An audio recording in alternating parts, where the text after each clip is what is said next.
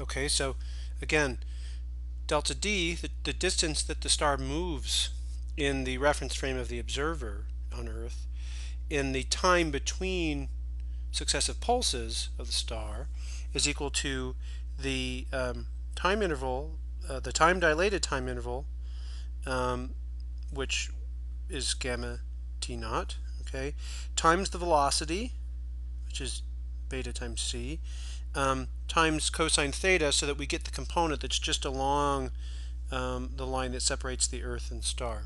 Okay.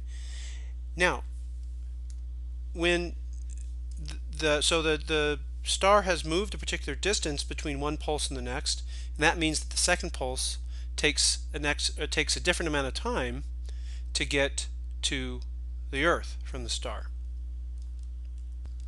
And this extra travel distance means an extra travel time, and since light travels at speed c, then the extra travel distance, delta t sub t, is equal to the extra travel distance divided by the speed of light c.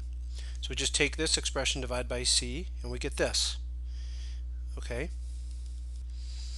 Okay, so now the observer actually sees the sum of these two effects, both the time dilation effect and the effect of the extra distance, or the extra distance traveled by the light, or the difference in the light travel distance because the star is moving between one pulse and the next.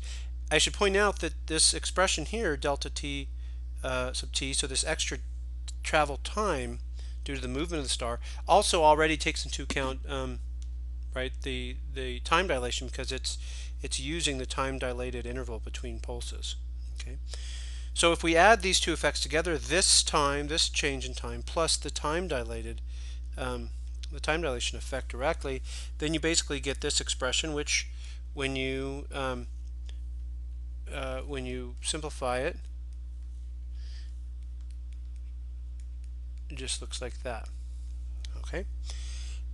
Now, the Doppler shift is usually measured in terms of frequency, not period. But frequency, nu, Greek letter nu, and period, t, are just inverses of each other. They're reciprocals of each other. Okay. And so we can basically invert this, and I'm going to change the notation just a little bit. Instead of having the subscript e, I'm going to put observer, OBS, and instead of putting the 0 for naught, I'm going to put the source, just to make this a little more general, and then times 1 minus square root of 1 minus beta squared over 1 plus beta cosine theta.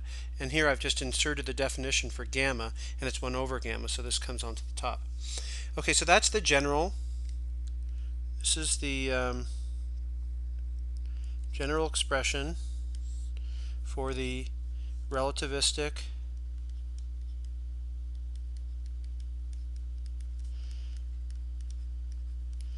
Doppler shift. Okay, now let's consider three special cases. Okay, the first special case will be outward radial motion. That is when theta is equal to 0, so that the velocity is along the line of sight between the Earth and the star, but going outward. Okay, so outward radial motion. Okay, and in this case, we have that cosine theta is equal to cosine 0 is equal to 1. Okay, and therefore, if we just plug in, V source times square root of 1 minus beta squared over 1 plus beta. If you simplify this, then you just get